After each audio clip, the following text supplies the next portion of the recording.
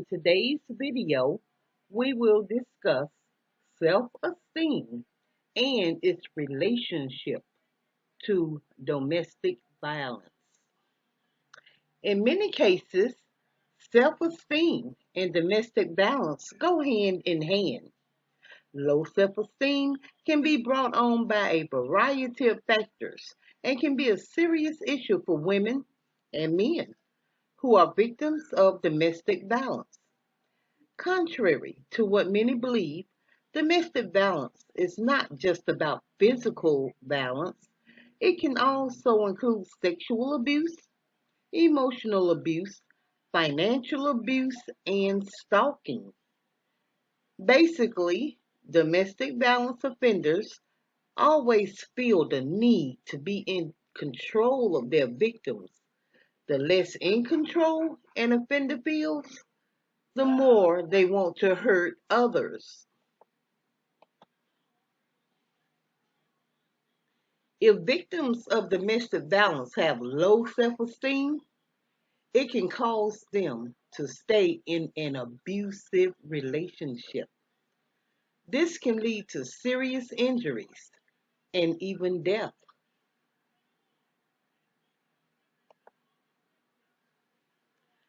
The woman in the following video describes psychological and verbal abuse. She talks about how her spouse used her insecurities, secrets, and fears to break down her self esteem and self worth.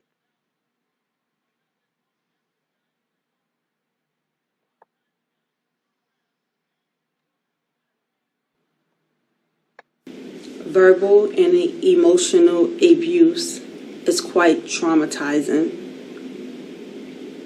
It can make you feel worthless, really bring down your self-esteem, make you question everything about yourself, make you feel just completely inadequate.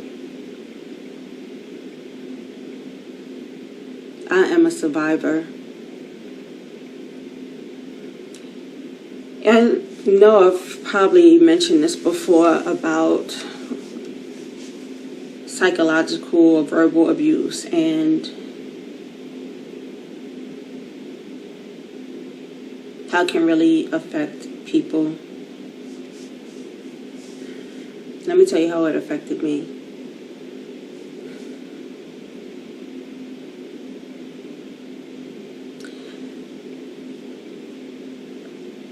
I'm not going to sit here and pretend like I was somebody that had the most self-confidence in the world.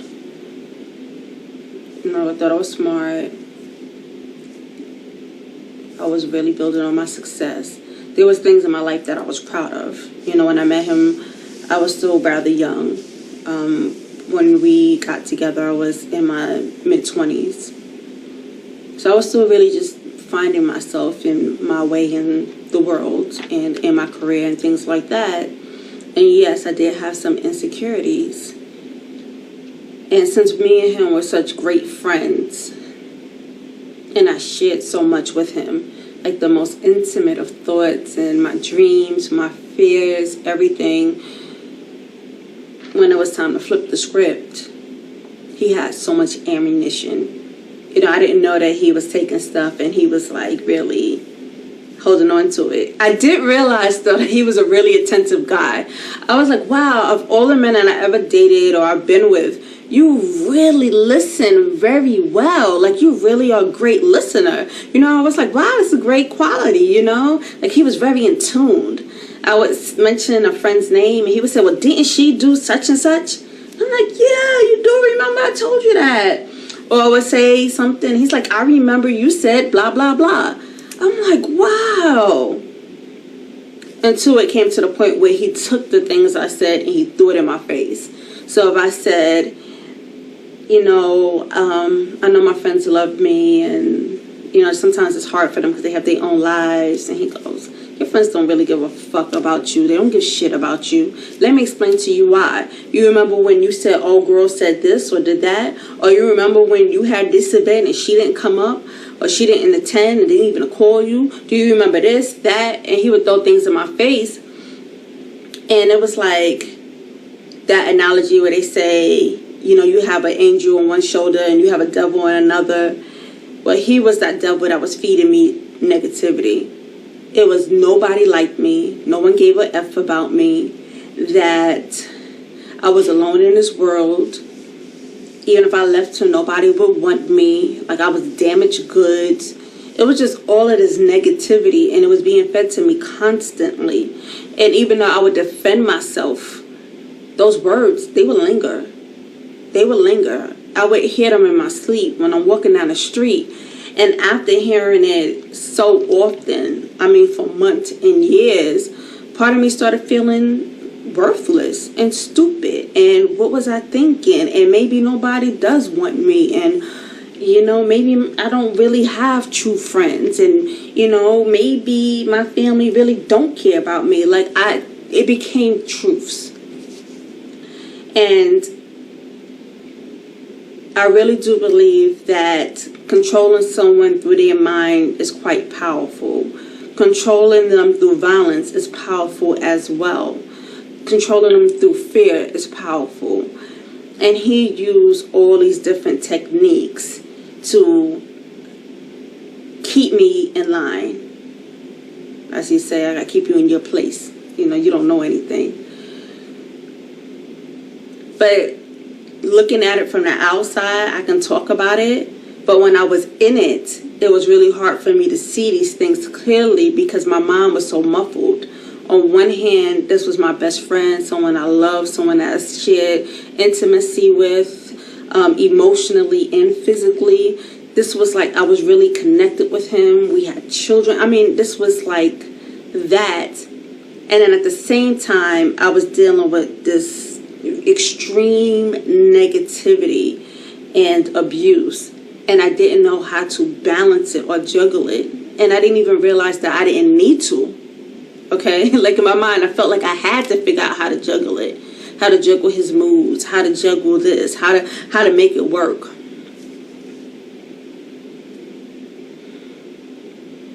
So what was for me?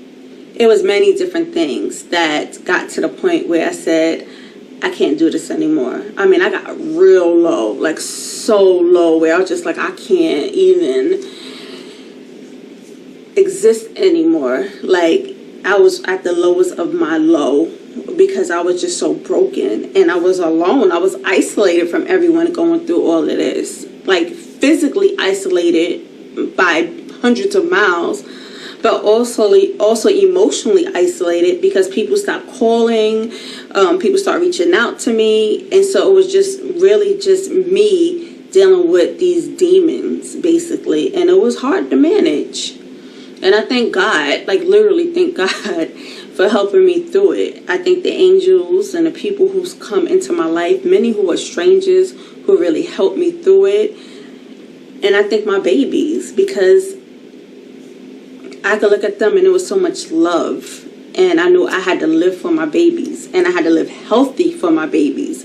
Mentally, spiritually, physically, being in the right alignment for them. Because I didn't want to have to keep this cycle of abuse or negativity going in my family. And whatever you are going through, whatever glimmer of hope that you have, hold on to that. Hold on to it dear and close. And just hold on to it and allow it to help you and propel you. Because if I was able to get out of in a situation, then you can get out of the situation too. And I know it sounds cliche, and I'm telling you, you can. Just reach out to organizations when you can, and you can do it. I'm telling you. And it's going to be really hard, but I'm telling you, you can.